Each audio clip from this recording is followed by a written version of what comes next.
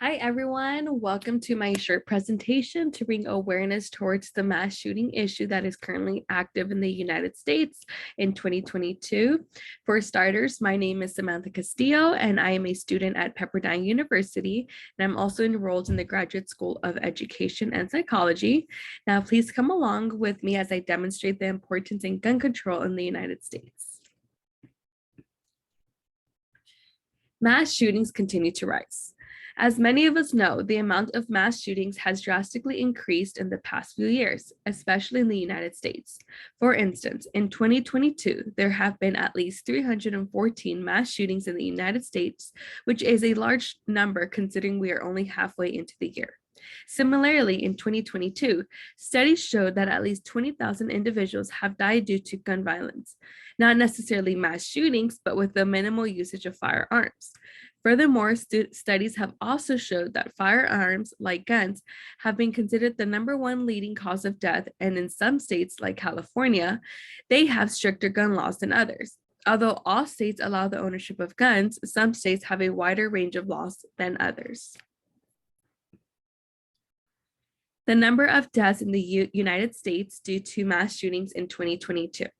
As you can see, I have provided a visualization from a data set that I obtained from Kaggle, which demonstrates a map of the United States with all 50 states. As the visual shows, Texas has had the most deaths in 2022, with the most being 74, and California being the second most with 45 deaths.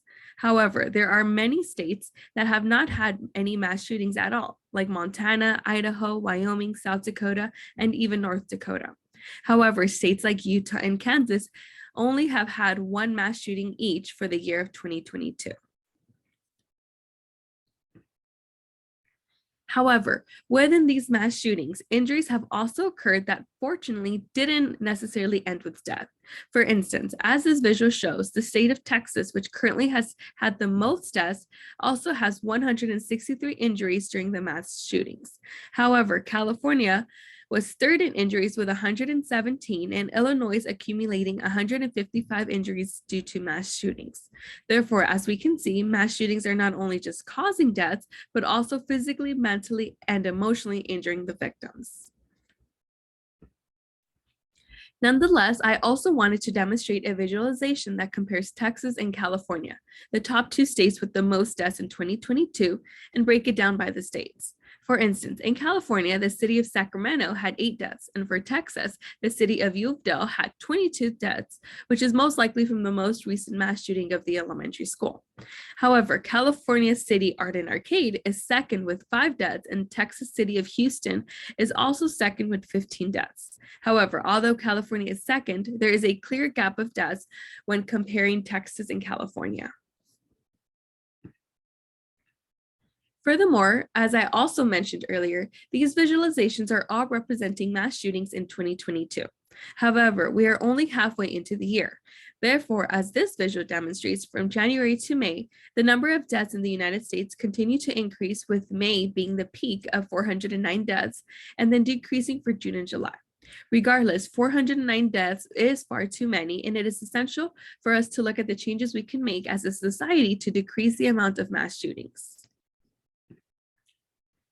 Mass shooting prevention ideas. For starters, we can start with stricter gun laws. There should be a limitation on easier access to firearms, meaning not anyone should be able to purchase a firearm, especially the youth. We should also limit firearm access to certain individuals. For instance, youth shouldn't be the only ones to purchase firearms. There should also be a restriction on individuals with a criminal and mental health background, adults younger than 21 years old, and even people who are considered to be at risk.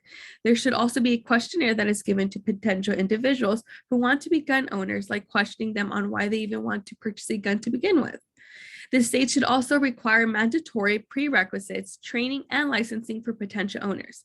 For instance, they should be aware of the possible consequences that comes with owning a firearm, including the risk. Last, they should hold firearm vendors accountable for the sales of firearms and ammunition. For instance, many vendors are selling guns to anyone for the purpose of revenue and not realizing that they are possibly putting lives in danger by selling to individuals who should not be owning a gun. However, these are just some of the many changes that we can make as a society to save lives of endless individuals. Therefore, this has me concluding So if you have any questions or comments or concerns, please feel free to reach out to me via email at samantha.castillo@pepperdine.edu. Thanks for watching. See you next time.